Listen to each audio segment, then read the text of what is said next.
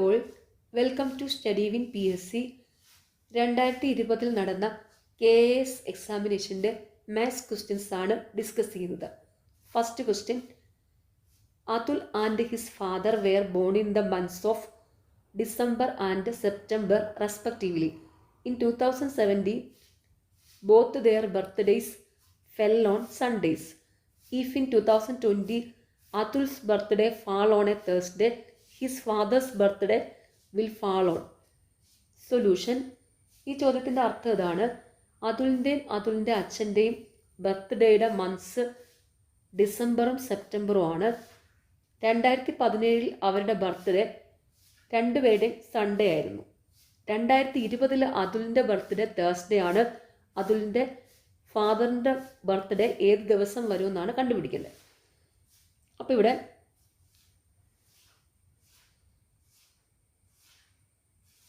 അതുലിൻ്റെ birthday വരുന്നത് December മാസമാണ്. അതുലിൻ്റെ ഫാദറിൻ്റെ birthday വരുന്നത് സെപ്റ്റംബർ മാസമാണ്. 2017 ഇവരുടെ രണ്ടുപേരുടെ, അതായത് അതുലിൻ്റെയും ഫാദറിൻ്റെയും ബർത്ത്ഡേ സൺഡേ ആയിരുന്നു. 2020 അതുലിൻ്റെ ബർത്ത്ഡേ തേഴ്സ്ഡേ ആയിരുന്നു. അതുലിൻ്റെ ഫാദറിൻ്റെ ബർത്ത്ഡേ 2020 ഏത് ദിവസം വരുമെന്ന് കണ്ടുപിടിക്കണം. അപ്പോൾ ദിവസം കണ്ടുപിടിക്കാനായിട്ട് തന്നിരിക്കുന്ന ദിവസത്തിനോടുകൂടി ഓഡ് ഡേയ്സ് ആഡ് ചെയ്താൽ ഇപ്പോഴത്തെ ദിവസം കിട്ടും. അപ്പോൾ ഇവിടെ 2017 സൺഡേ ആയിരുന്നു അതുലിൻ്റെ ഫാദറിൻ്റെ ബർത്ത്ഡേ. അപ്പം 2020 ഏത് ദിവസമാണെന്ന് കണ്ടുപിടിക്കാനായിട്ട് ഈ സൺഡേയുടെ കൂടെ ഓഡ് ഡേയ്സ് ആഡ് ചെയ്താൽ മതി. അപ്പോൾ ഓഡ് ഡേയ്സ് കണ്ടുപിടിക്കണം. ഒരു സാധാരണ വർഷത്തിൽ, ഒരു നോർമൽ ഇയറിൽ ഓഡ് ഡേയ്സ് 1 ആയിരിക്കും. ലീപ്പ് ഇയറിൽ ഓഡ് ഡേയ്സ് 2 ആയിരിക്കും. ഓഡ് ഡേയ്സ് കണ്ടുപിടിക്കാനായിട്ട് തന്നിരിക്കുന്ന ദിവസത്തെ 7 കൊണ്ട് ഹരിക്കുക.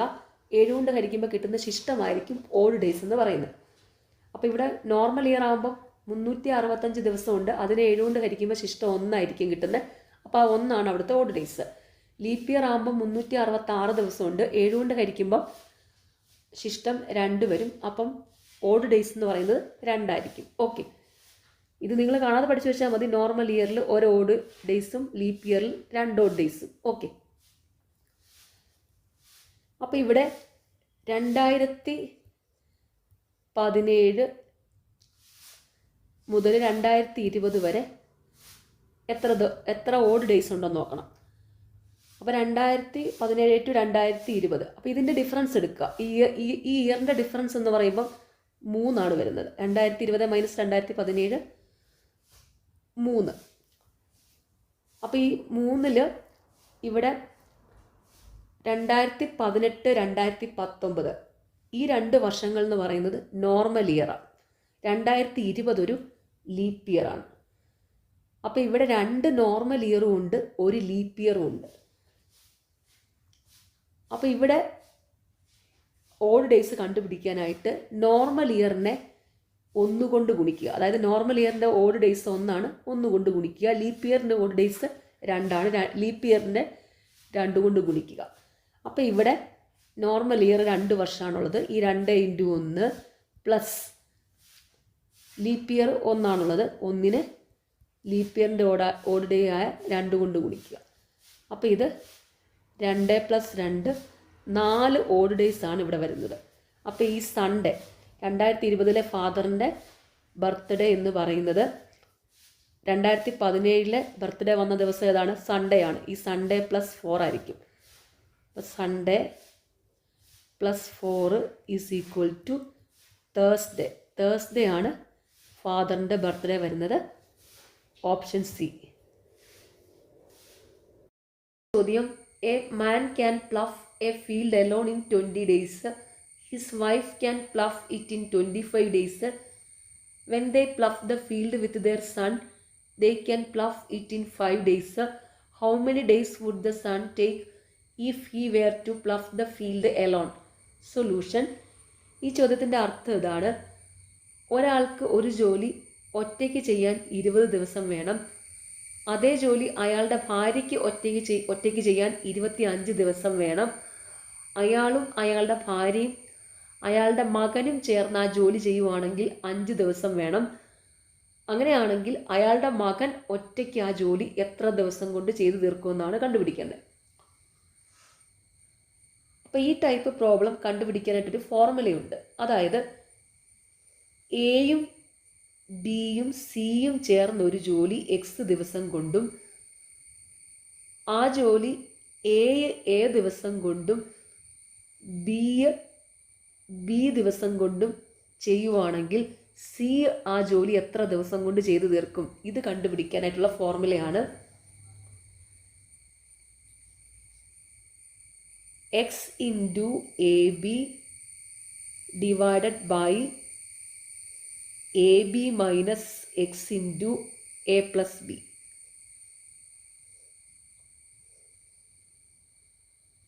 ഓക്കെ, അതായത് 3 പേര് ചേർന്നൊരു ജോലി എക്സ് ദിവസം കൊണ്ടും അതിൽ 2 പേര് ഒറ്റയ്ക്ക് ആ ജോലി എയും ബിയും ദിവസം കൊണ്ട് ചെയ്തു തീർക്കുകയും അങ്ങനെയാണെങ്കിൽ ആ മൂന്നാമത്തെ ആൾ സി ഒറ്റയ്ക്ക് ആ ജോലി എത്ര ദിവസം കൊണ്ട് ചെയ്യും എന്ന് കണ്ടുപിടിക്കാനുള്ള ഫോർമുലയാണ് ഇത്. X into A B divided by A B minus X into A plus B. Okay, അപ്പോൾ ഇവിടെ വാല്യൂസ് എക്സ് 5, എയും ബിയും 20, 25 എടുക്കാം. അപ്പോൾ എ 20, ബി 25. വാല്യൂ സബ്സ്റ്റിറ്റ്യൂട്ട് ചെയ്യുക. 5 into 20 into 25 divided by 20 into 25 minus 5 into 20 plus 25 is equal to 5 into 20 into 25 divided by 20 into 25 500 minus 20 plus 25 45 into 5 225. ഒരു സംഖ്യേനെ 5 കൊണ്ട് ഗുണിക്കാനുള്ള എളുപ്പ വഴിയാണ് സംഖ്യയുടെ പകുതി എടുക്കുക, 10 കൊണ്ട് ഗുണിക്കുക. അപ്പം 45ൻ്റെ പകുതി 22 ഇൻറ്റു 10 225. ഓക്കെ, അപ്പോൾ ഇത് is equal to 5 into 20 into 25 divided by 500 minus 225 275 is equal to 25 11 275. അപ്പോൾ 5 ഇൻറ്റു 20 100/11 ഈസ് ഈക്വൽ ടു 9 11 ദിവസം. Answer option B.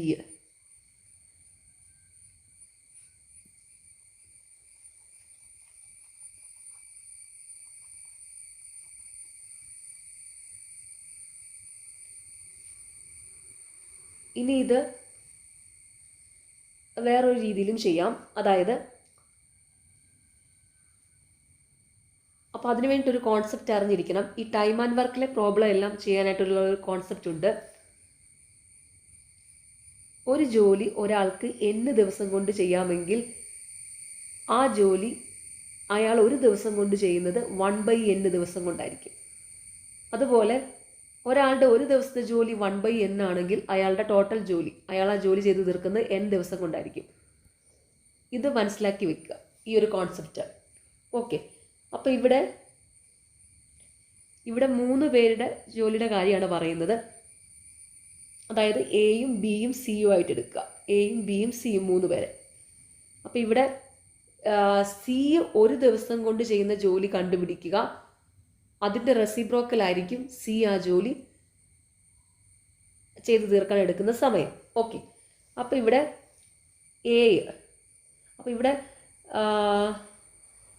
എക്ക് 20 ദിവസം വേണം ഒരു ജോലി ചെയ്യാനായിട്ട്. അപ്പോൾ എയുടെ ഒരു ദിവസത്തെ ജോലി എന്ന് പറയുന്നത് 1/20 ആയിരിക്കും. അതുപോലെ ബിക്ക് ഒരു ജോലി ചെയ്യാനായിട്ട് ഇവിടെ 25 ദിവസം വേണം. അപ്പോൾ ബിയുടെ ഒരു ദിവസത്തെ ജോലി 1/25 ആയിരിക്കും. അതുപോലെ എയും ബിയും സിയും കൂടെ ഈ ജോലി ഇവിടെ ചെയ്യുന്നത് 5 ദിവസം കൊണ്ട്. അവർ 3 പേരും കൂടെ ചേർന്ന് ആ ജോലി ചെയ്യുമ്പോൾ 5 ദിവസം കൊണ്ടാണ് തീരുന്നത്. അങ്ങനെയാണെങ്കിൽ ഈ 3 പേരും കൂടെ ഒരു ദിവസം കൊണ്ട് ചെയ്യുന്ന ജോലി 1/5 ആയിരിക്കും. അപ്പോൾ ഇവിടെ സി ഒരു ദിവസം കൊണ്ട് ചെയ്യുന്ന ജോലി എന്ന് പറയുന്നത് A+B+C മൈനസ് A+B ആയിരിക്കും. അപ്പോൾ ഇവിടെ A+B+C എന്ന് പറയുന്നത് 1/5 ആണ്.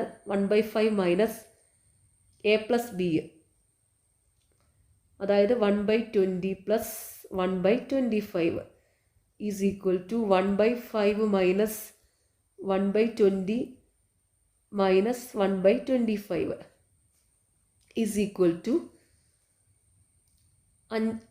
ഇത് ഭിന്നസംഖ്യകളാണ്. അപ്പം ലസാഗു കണ്ടുപിടിക്കണം. 5ന്റെ 20ന്റെ 25ന്റെയും ലസാഗു 100. ലസാഗു കണ്ടുപിടിക്കാനായിട്ടൊരു ട്രിക്ക് ഉണ്ട്. ചെറിയ സംഖ്യകളൊക്കെ ആണെങ്കിൽ ട്രിക്ക് യൂസ് ചെയ്ത് കണ്ടുപിടിക്കാം. അതായത് തന്നിരിക്കുന്ന സംഖ്യകളിൽ വലിയ സംഖ്യ ബാക്കിയുള്ള എല്ലാ സംഖ്യകളുടെയും മൾട്ടിപ്പിൾ ആണെങ്കിൽ അതായിരിക്കും LCM. അങ്ങനെ എടുക്കാൻ പറ്റിയില്ലെങ്കിൽ തന്നിരിക്കുന്ന സംഖ്യകൾ കൊണ്ടെല്ലാം മൾട്ടിപ്ലൈ ചെയ്യാൻ പറ്റുന്ന ഏറ്റവും ചെറിയ സംഖ്യ ആയിരിക്കും LCM. അപ്പോൾ ഇവിടുത്തെ വലിയ സംഖ്യ 25 25 5ന്റെ മൾട്ടിപ്പിൾ ആണ്, പക്ഷേ 20ന്റെ മൾട്ടിപ്പിൾ അല്ല. അപ്പോൾ 25 LCM ആയിട്ട് വരത്തില്ല. അപ്പോൾ പിന്നെ നോക്കേണ്ടത് ഈ തന്നിരിക്കുന്ന 3 സംഖ്യകൾ കൊണ്ടും മൾട്ടിപ്ലൈ ചെയ്യാൻ പറ്റുന്ന ഏറ്റവും ചെറിയ സംഖ്യ. അതിവിടെ 5 കൊണ്ടും 20 കൊണ്ടും 25 കൊണ്ടും മൾട്ടിപ്ലൈ ചെയ്യാൻ പറ്റുന്ന ഏറ്റവും ചെറിയ സംഖ്യ 100 ആണ്. അപ്പോൾ 100 LCM വരും. ഓക്കെ. അപ്പോൾ ഇനി ന്യൂമറേറ്ററിൽ വരേണ്ടത് ലസാഗുവിനെ ഛേദം കൊണ്ട് ഹരിച്ചിട്ട് അംശം കൊണ്ട് ഗുണിക്കുന്നതായിരിക്കും. അപ്പോൾ ഇവിടെ 100/5 20, 20 × 1 20 മൈനസ് 100/20 5, 5 × 1 5 മൈനസ് 100/25 4, 4 × 1 4. അപ്പോൾ ഇത് 20 മൈനസ് 9, 20 മൈനസ് 9 11/100 എന്ന് വരും. ഇത് സിയുടെ ഒരു ദിവസത്തെ ജോലിയാണ്. അപ്പോൾ സിയുടെ ആകെ ജോലി, അതായത് സി ഈ ജോലി ചെയ്ത് തീർക്കുന്നത് ഇതിൻ്റെ റെസിപ്രോക്കലായിരിക്കും. അപ്പം 100/11 100/11 ഈസ് ഈക്വൽ ടു 9 11 1 ദിവസം. Answer option B. ഇങ്ങനെയും കണ്ടുപിടിക്കാം.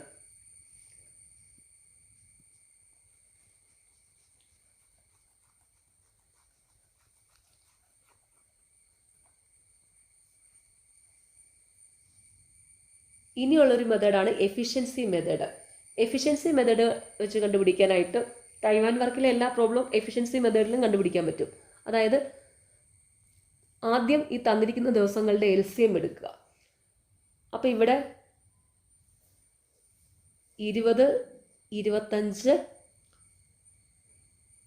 5 ഇതിൻ്റെ LCM 100. അപ്പോൾ ഇവിടെ 100 യൂണിറ്റ് ജോലിയായിട്ട് ഇതിനെ കൺസിഡർ ചെയ്യുക. 100 യൂണിറ്റ് ജോലി.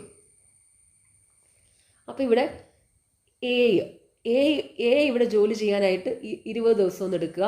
അപ്പോൾ ഈ എ ചെയ്യുന്ന ജോലിയുടെ ആകെ യൂണിറ്റ് എന്ന് പറയുന്നത് 100/20 5 യൂണിറ്റ് ജോലിയായിരിക്കും എ ചെയ്യുന്നത്. അതുപോലെ ബി 25 ദിവസമാണല്ലോ ജോലി ചെയ്യുന്നത്. അപ്പോൾ ബി എത്ര യൂണിറ്റ് ജോലി ചെയ്യുമെന്ന് പറഞ്ഞാൽ ഈ 100/25 4 യൂണിറ്റ് ജോലിയാണ് ബിയുടേത്.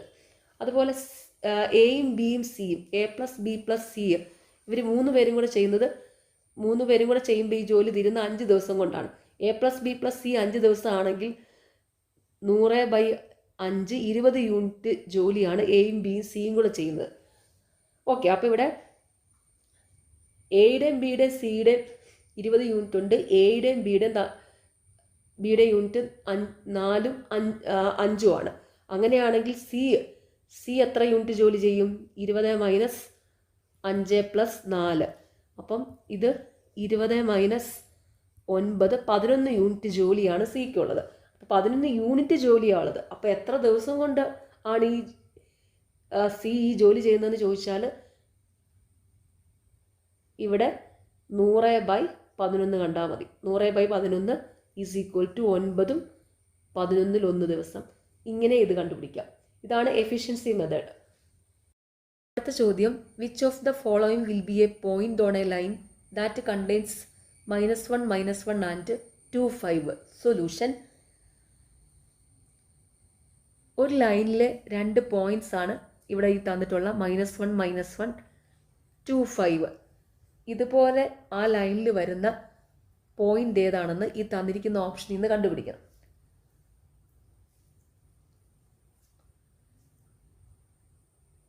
അപ്പോൾ ഇവിടെ ലൈൻ ഒന്ന് വരയ്ക്കാം.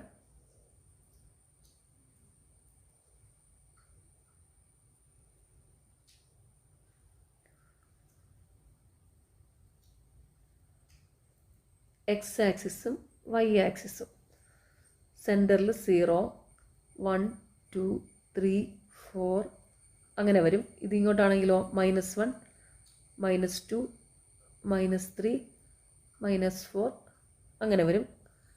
ഇനി മുകളിലോട്ടാവുമ്പം 1 2 3 4 5 ഇങ്ങോട്ടാകുമ്പോഴോ -1 -2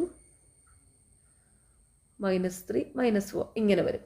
ഓക്കെ, അപ്പോൾ ഇവിടെ -1 എന്ന പോയിന്റ് -1 ഇവിടെയാണ്. ഓക്കെ, അപ്പോൾ അതായത് ഇങ്ങനെ ജോയിൻ ചെയ്യും. ഇതൊരു പോയിന്റ് -1 പോയിന്റ്. ഇനി ഇവിടെ അടുത്തത് 2 5 ഇവിടെയാണ് 2 ഇവിടെയാണ് 5. അപ്പോൾ ഇത് തമ്മിൽ ജോയിൻ ചെയ്യാം.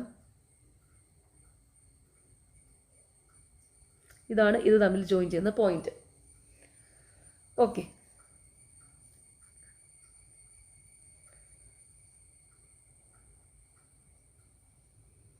അപ്പോൾ ഈ ലൈനിൽ വരുന്ന പോയിന്റ്സ് ആണ് ഈ തന്നിരിക്കുന്ന 2 എണ്ണം. ഇതുപോലെ ഇവിടെ വരുന്ന പോയിന്റ് ഏതാണെന്ന് ഈ തന്നിരിക്കുന്ന ഓപ്ഷനിൽ നിന്ന് കണ്ടുപിടിച്ചാൽ മതി. ഓക്കെ, അപ്പോൾ ഇത് കണ്ടുപിടിക്കാനായിട്ട് ലൈനിൻ്റെ ഇക്വേഷൻ കണ്ടുപിടിക്കാനുള്ള ഫോർമുലയാണ് y = mx + b. എക്സും വൈയും ഇവിടെ തന്നിരിക്കുന്ന ഈ പോയിന്റ്സ് ആണ്. എം സ്ലോപ്പാണ്. ഈ സ്ലോപ്പ് ഉണ്ടല്ലോ, ഇതാണ് എം. ബി കോൺസ്റ്റൻ്റ് ആണ്. അപ്പോൾ സ്ലോപ്പ് എം കണ്ടുപിടിക്കാനുള്ള ഫോർമുലയാണ് m = y2 - y1 / x2 - x1.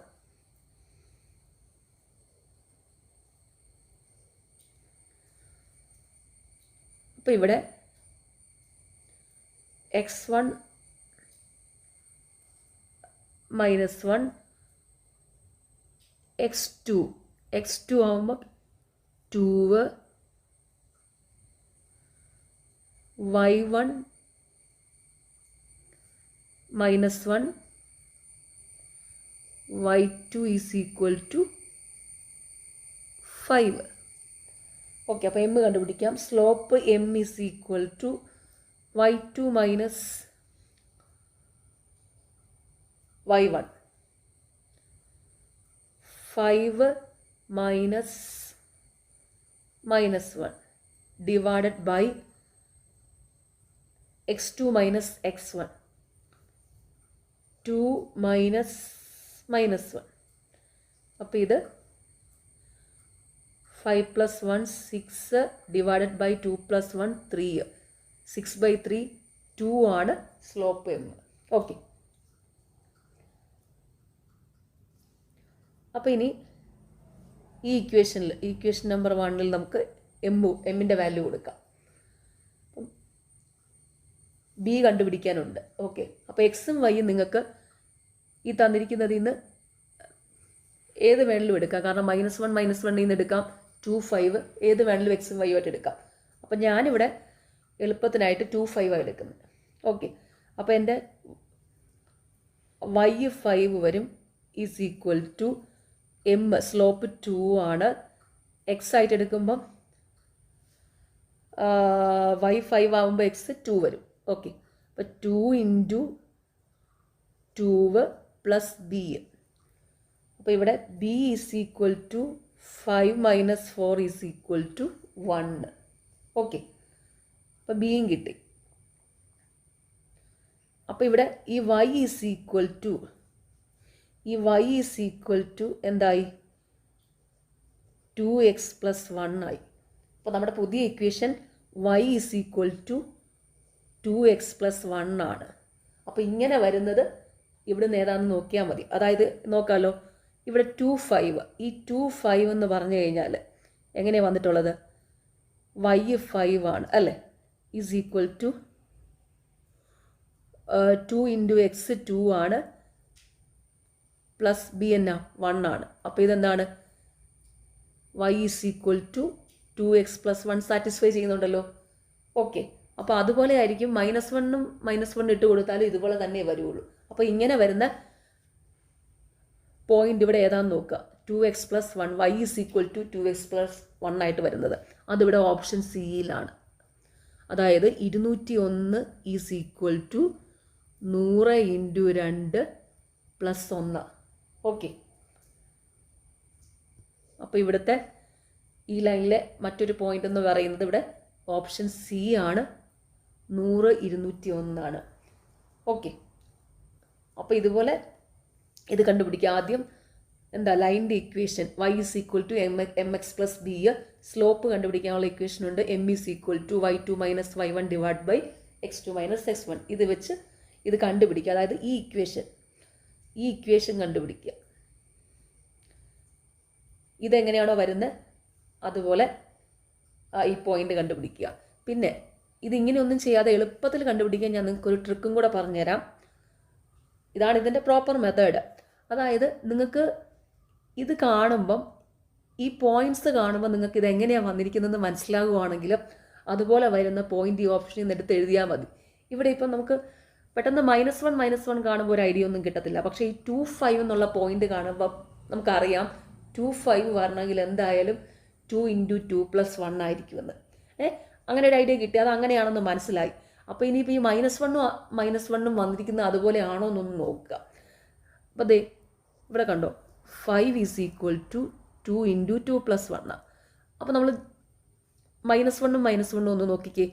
-1 ആകുമ്പം -1 = -1 × 2 + 1. കണ്ടോ? -1 × 2 + എന്ന് പറയുമ്പോൾ എന്ത് വരും? -2 + 1 -1 തന്നെ. അപ്പോൾ ഇത് വന്നിട്ടുള്ളത് എന്താ? y = 2x + 1 ആണെന്ന് പെട്ടെന്ന് തന്നെ മനസ്സിലായി. അപ്പോൾ ഈ പോയിന്റ് കാണുമ്പം എല്ലാം ഇങ്ങനെ തന്നെ വരണമെന്നില്ല, പല രീതിയിലായിരിക്കും വന്നിട്ടുള്ളത്. അത് നമ്മൾ എങ്ങനെയാണെന്ന് മനസ്സിലാക്കാൻ പറ്റുവാണെങ്കിൽ അങ്ങനെ നോക്കി പെട്ടെന്ന് ഈ ഓപ്ഷനിൽ നിന്ന് തന്നെ പോയിന്റ് വേഗം എടുക്കാവുന്നതേ ഉള്ളൂ. ചോദ്യം: Radhika sold Har treadmill on OLX to a customer at a loss of 6% to the original cost. If she had sold it for ₹1,250 more, she would have gained 4%. What is the original cost of the treadmill? Solution: ഈ ചോദ്യത്തിൻ്റെ അർത്ഥം ഇതാണ്. രാധിക അവളുടെ treadmill OLX വഴി 6% നഷ്ടത്തിൽ വിറ്റു. അത് 1250 രൂപ കൂട്ടി വിൽക്കുമായിരുന്നെങ്കിൽ രാധികയ്ക്ക് 4% ലാഭം കിട്ടുമായിരുന്നു. അങ്ങനെയാണെങ്കിൽ ആ ട്രെഡ്മില്ലിൻ്റെ ഒറിജിനൽ കോസ്റ്റ് പ്രൈസ് എത്രയെന്നാണ് കണ്ടുപിടിക്കേണ്ടത്. അപ്പോൾ ഇവിടെ ഈ ടൈപ്പ് പ്രോബ്ലത്തിൽ കോസ്റ്റ് പ്രൈസ് കണ്ടുപിടിക്കാൻ ഒരു ഫോർമുലയുണ്ട്. അതായത് ഇവിടെ തന്നിട്ടുള്ളത് ഇൻക്രീസ്ഡ് പ്രൈസും പ്രോഫിറ്റ് ആൻഡ് ലോസും ആണ്. ഇൻക്രീസ്ഡ് പ്രൈസും പ്രോഫിറ്റ് ആൻഡ് ലോസും തന്നു കഴിഞ്ഞാൽ കോസ്റ്റ് പ്രൈസ് കണ്ടുപിടിക്കാനുള്ള ഫോർമുലയാണ് cost price CP = increased price, അതായത് കൂട്ടി വിൽക്കുന്ന വില, into 100 divided by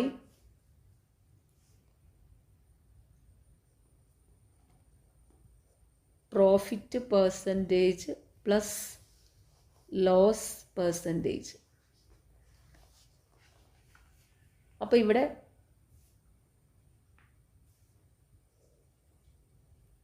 increased price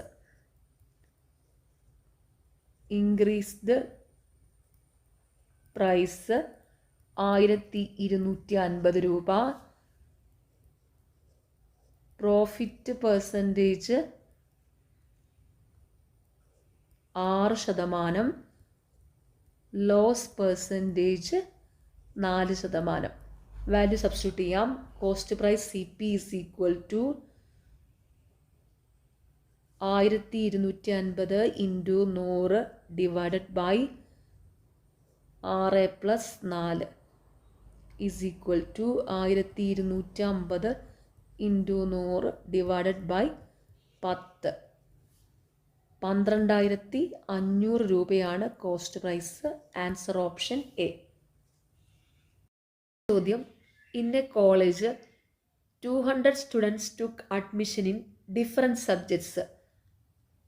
56 students took biology, 62 took maths, 84 took psychology, 18 students took biology and maths, 20 took biology and psychology, and 12 took maths and psychology. If 8 students took all 3 subjects, how many students took none of these subjects? Solution. ഇവിടെ ഒരു കോളേജിൽ 200 കുട്ടികൾ different സബ്ജക്റ്റിലായിട്ട് admission എടുത്തു. അപ്പോൾ admission എടുത്ത ആകെ കുട്ടികളുടെ എണ്ണം 200. ബയോളജിയിൽ അഡ്മിഷൻ എടുത്തവർ 56, മാത്സ് അഡ്മിഷൻ എടുത്തത് 62,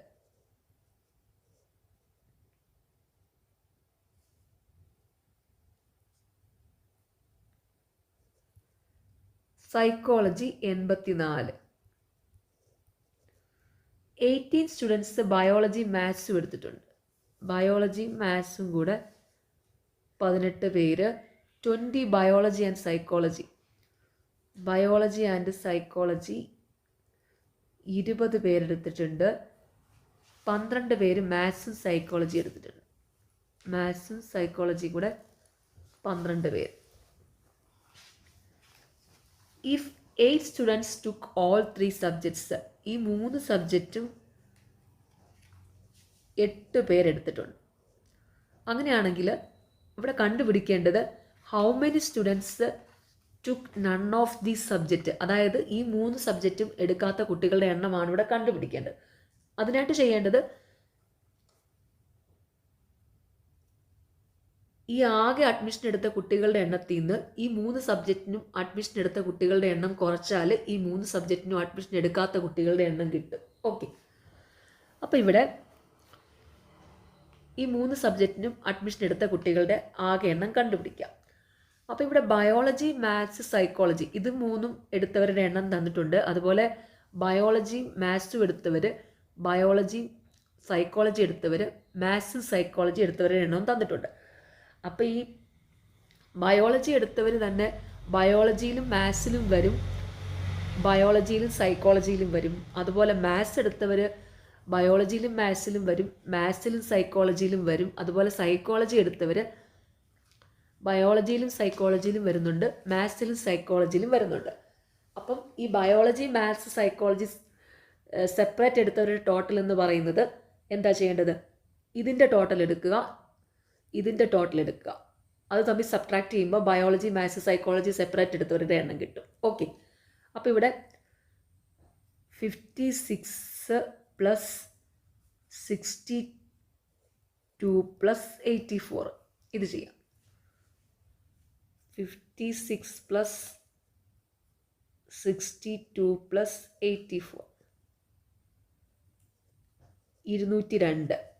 ബയോളജി, മാത്സ്, സൈക്കോളജി എടുത്തവർ 202. ഇതിൽ രണ്ടിലും പെടുന്നവരെന്ന് പറയുമ്പം 18 plus 20 plus 12, 18 plus 20 plus 12 is equal to 18 plus 12 30, 30 plus 20 50 വരും. ഓക്കെ, അപ്പോൾ ഇവിടെ ബയോളജി, മാത്സ്, സൈക്കോളജി ഇത് 3ഉം കൂടെ എടുത്തവരുടെ എണ്ണം എന്ന് പറയുമ്പോൾ 202 മൈനസ് 50, അതായത് 152. 152 പേരാണ് ബയോളജി, മാത്സ്, സൈക്കോളജി എടുത്തവർ. ഇത് 3ഉം കൂടെ എടുത്ത 8 പേരുണ്ട്. ഈ 3 സബ്ജക്റ്റും കൂടെ എടുത്തവർ 8 പേരുണ്ട്.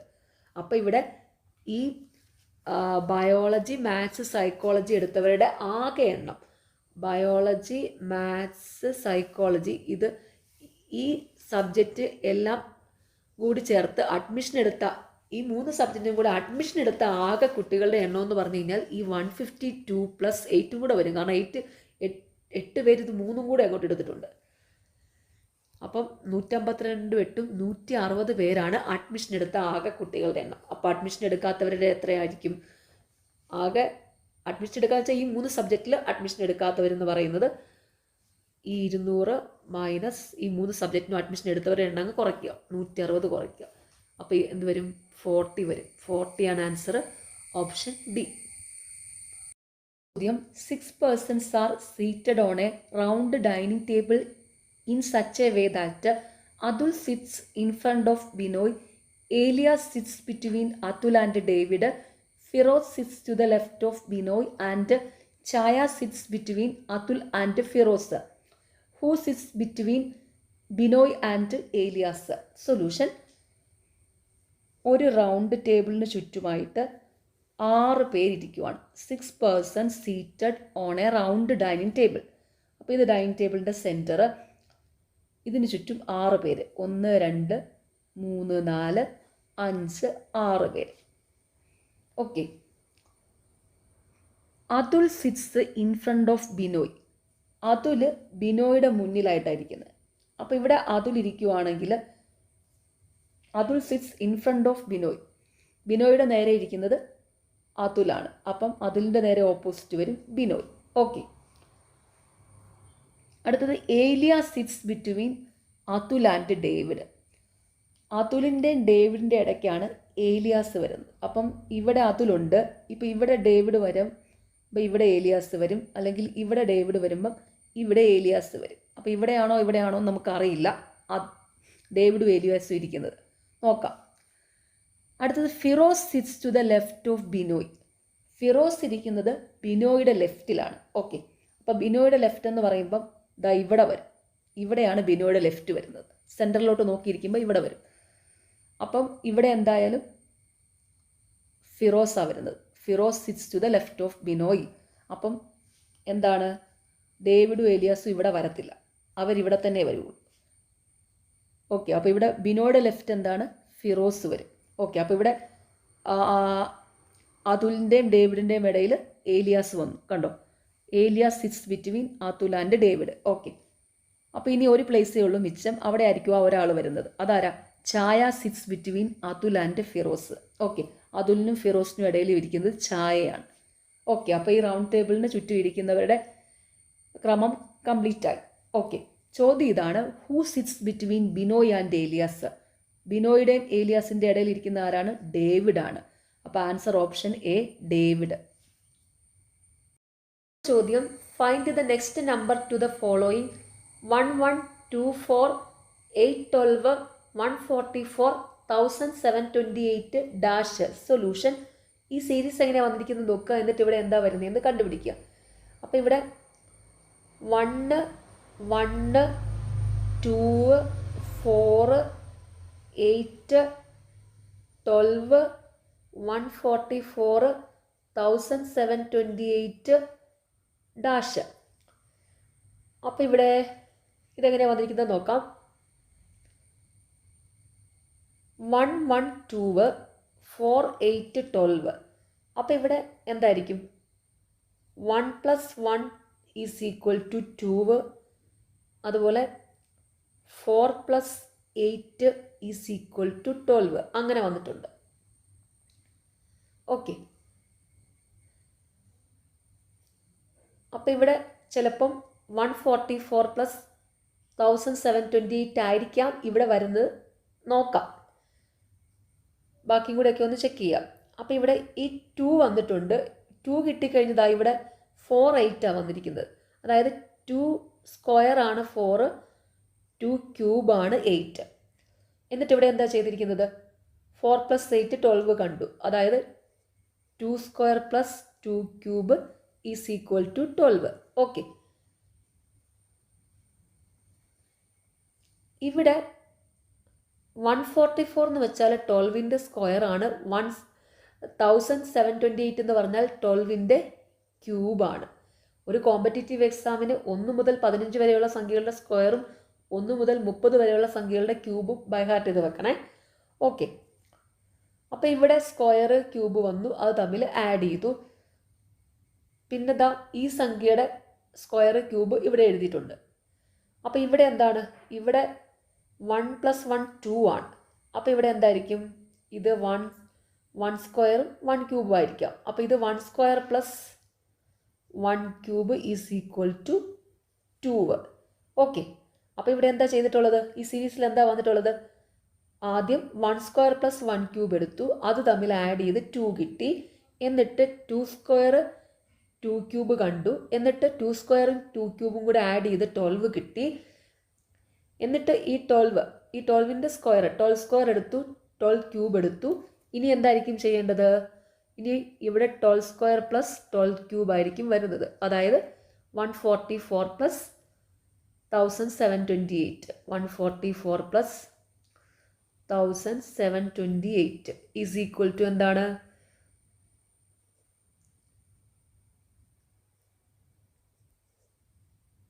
1872. 1872 ആൻസർ ഓപ്ഷൻ ബി. ചോദ്യം, in a certain code the numbers are coded as follows. 325 is coded as 105, 436 is coded as 137 and 547 is coded as 169. What will be the code for 258?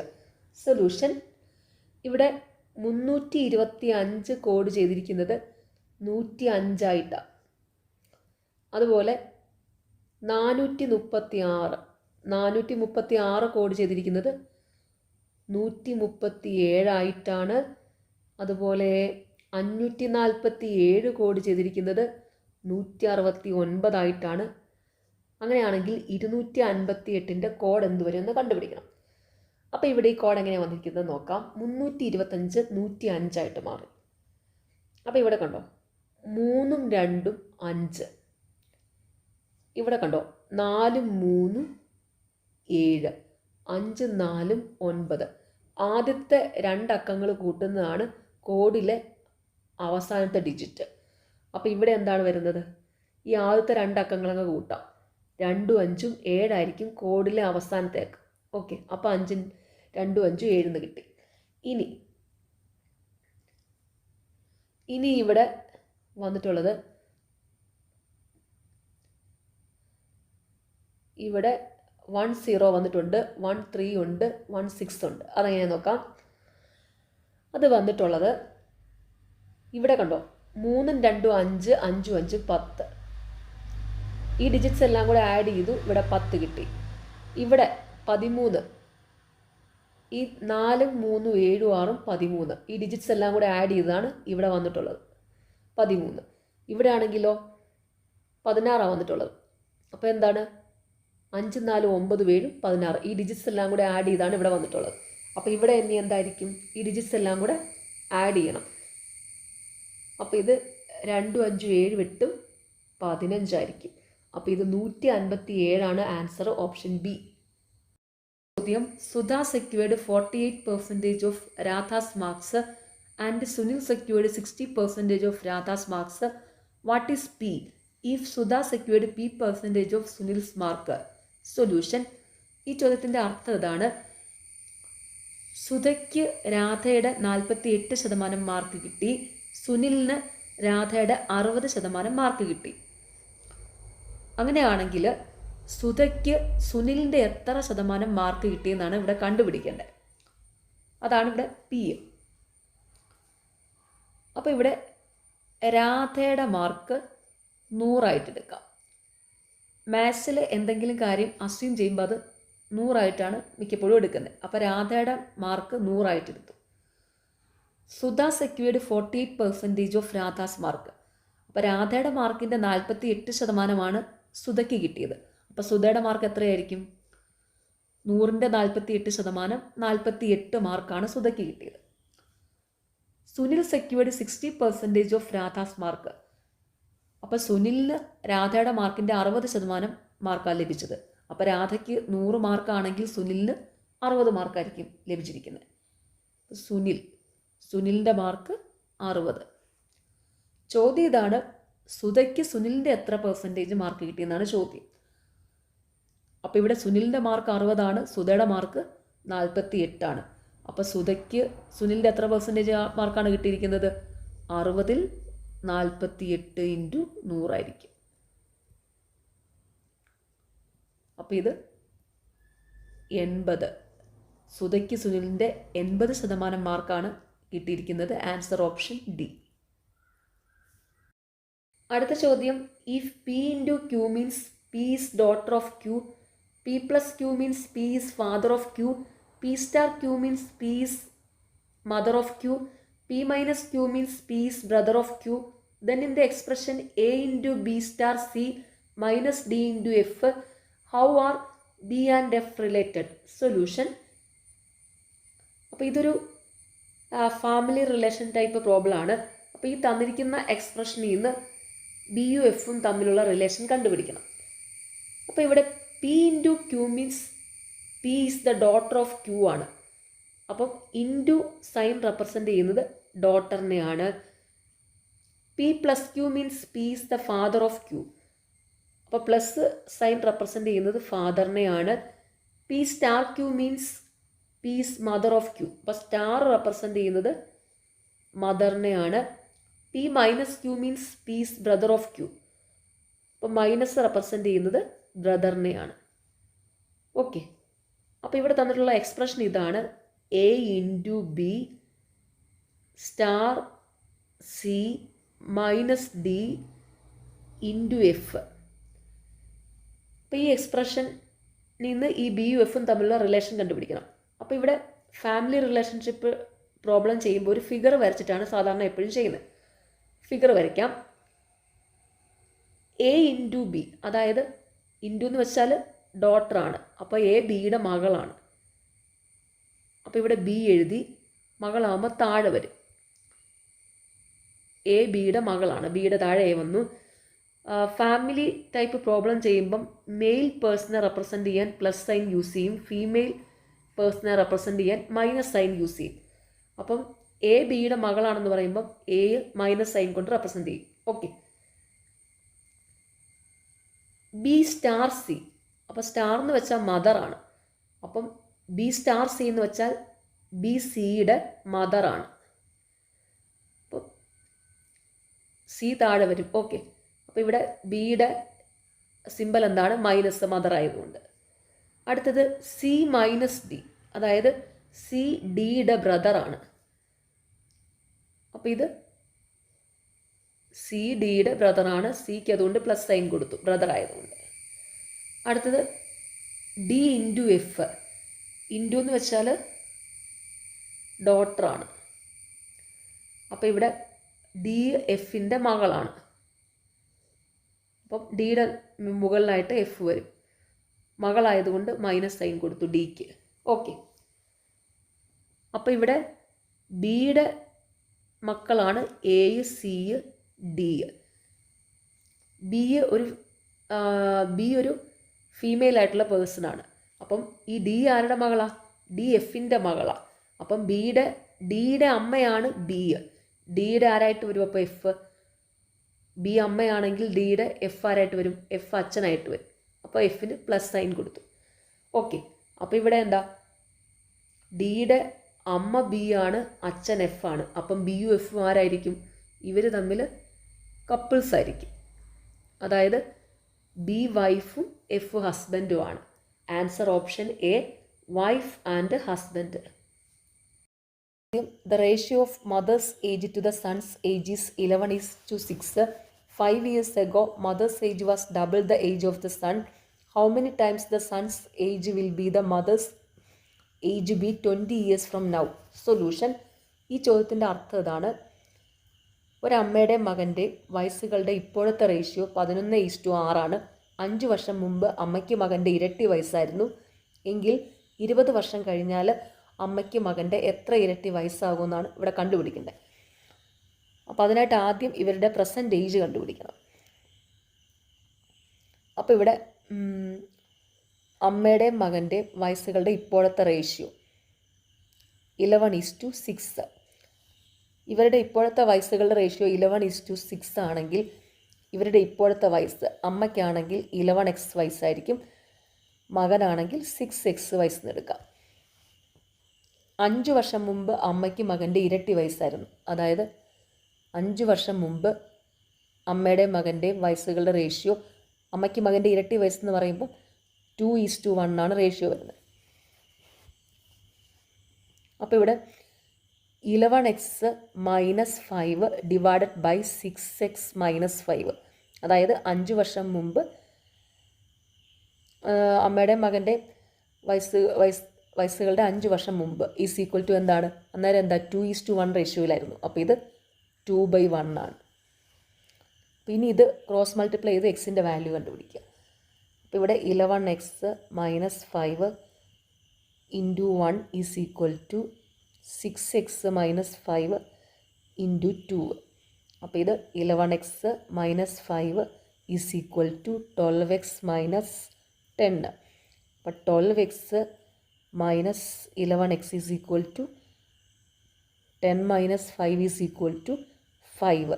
Therefore x is equal to 5. എക്സിൻ്റെ value 5 എന്ന് കിട്ടി. അപ്പോൾ ഇവിടെ അമ്മയുടെ percentage 11x ആണ്. അപ്പോൾ അമ്മയുടെ ഇപ്പോഴത്തെ വയസ്സ് 11 ഇൻറ്റു 5 55. മകൻ്റെ ഇപ്പോഴത്തെ വയസ്സ് 6x ആണ്. അപ്പോൾ 6x is equal to 6 into 5 30.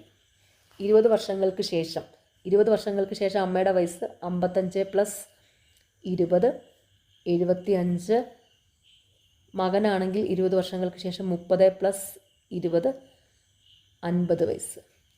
അങ്ങനെയാണെങ്കിൽ അമ്മയ്ക്ക് മകൻ്റെ എത്ര ഇരട്ടി വയസ്സായി, എത്ര ടൈംസ് ആയിരിക്കും? കാരണം അമ്മയ്ക്ക് 75 മകൻ 50. അപ്പോൾ എത്ര ടൈംസ് ആണെന്ന് കണ്ടുപിടിക്കാനായിട്ട് ഈ 75/50 ചെയ്താൽ മതി. 75/50 ഈസ് ഈക്വൽ ടു 75/5 ഇൻറ്റു 10 എടുക്കുക. അപ്പോൾ ഇത് 1.5 എന്ന് കിട്ടും. Answer option D. ചോദ്യം: a group of men can row a canoe at 40 km/h in still water. After rowing for 2 hours, the stream flows downhill and they take 2 more hours to reach a point. On the way back by the same route, the time taken is 2 times the time taken for onward journey. What is the speed of the stream? Solution: ഇവിടെ speed of the stream ആണ് കണ്ടുപിടിക്കേണ്ടത്. അപ്പം കുറച്ച് ആൾക്കാർ 40 km/h സ്പീഡിൽ ഒരു boat തുഴഞ്ഞു പോവാം. അപ്പോൾ ഇവിടുത്തെ speed 40 km/h. After rowing for 2 hours, the stream flows downhill and take 2 more hours to reach a point. അപ്പോൾ ആദ്യം അവർ 2 മണിക്കൂർ സഞ്ചരിച്ചു. അതിനുശേഷം ഒരു 2 മണിക്കൂറും കൂടെ കൂടുതലെടുത്താണ് അവർ ആ ഒരു പോയിന്റിലേക്ക് എത്തിച്ചേർന്നത്. അപ്പോൾ ടോട്ടൽ ടൈം എന്ന് പറയുന്നത് ഇവിടെ 2 + 2 4 hours. അപ്പോൾ ഇവിടുത്തെ ടോട്ടൽ ഡിസ്റ്റൻസ് എന്ന് പറയുന്നത് distance d is equal to speed into time. അതായത് 40 ഇൻറ്റു 4 160 കിലോമീറ്ററാണ് ഇവിടുത്തെ ഡിസ്റ്റൻസ്.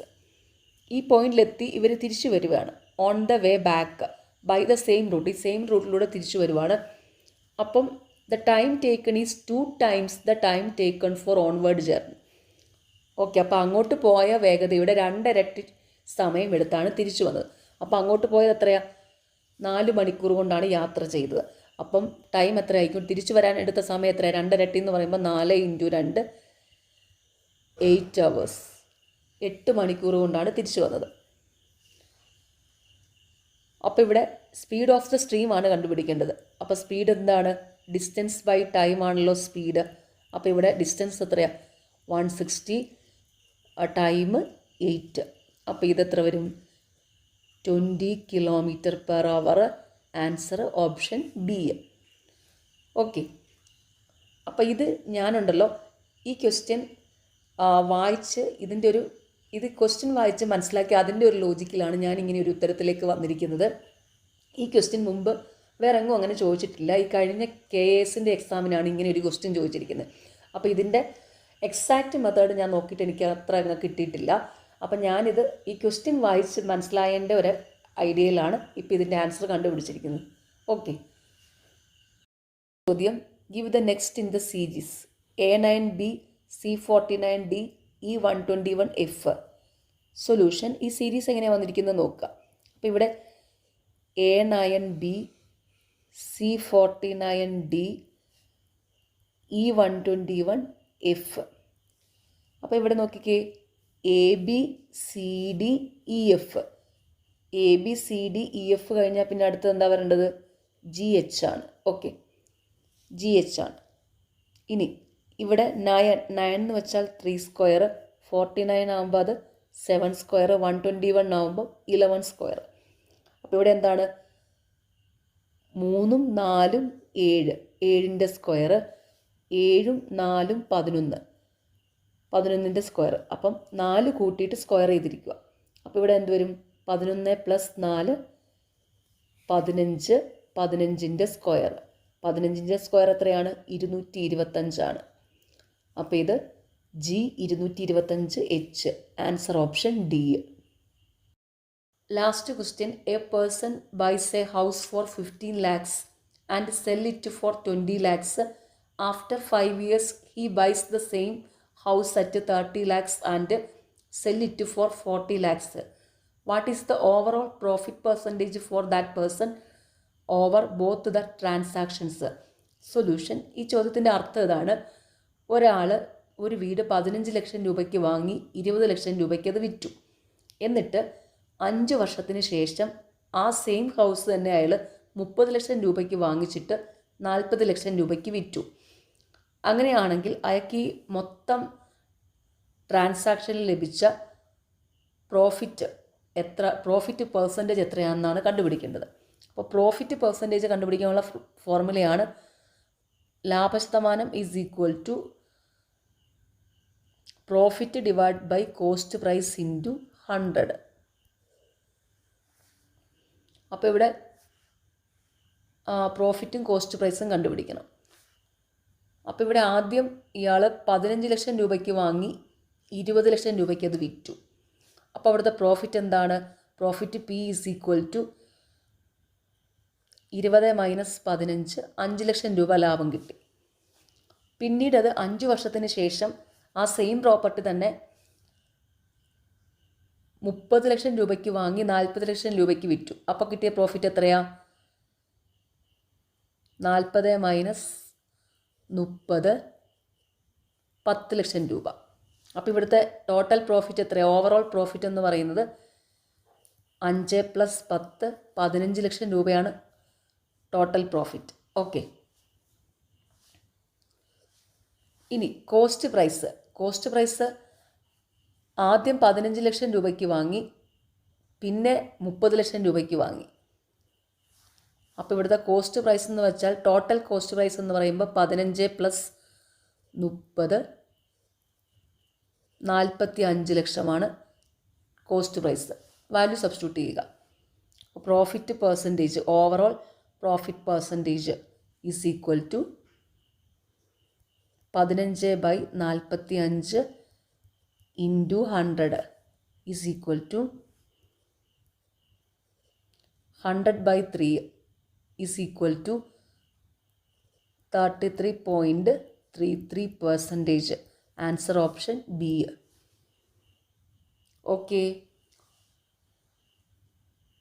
ഇതിലൊരു 79th ക്വസ്റ്റ്യൻ ചെയ്തിട്ടില്ല. അത് ഫൈനൽ ആൻസർ കീയിൽ ഡിലീറ്റഡ് ആയിരുന്നു. പിന്നെ നാളെ എക്സാം എഴുതുന്നവർ എല്ലാവരും നന്നായിട്ട് തന്നെ എക്സാം അറ്റൻഡ് ചെയ്യുക. All the very best. എല്ലാവരും മാക്സിമം ക്വസ്റ്റ്യൻസ് അറ്റൻഡ് ചെയ്യണം. നെഗറ്റീവ് മാർക്കൊക്കെ വരാൻ നോക്കണം. ഓക്കെ. നിങ്ങൾക്ക് ഈ ചാനൽ ഇഷ്ടപ്പെടുന്നുണ്ടെങ്കിൽ സബ്സ്ക്രൈബ് ചെയ്യണം, സപ്പോർട്ട് ചെയ്യണം. Thank you.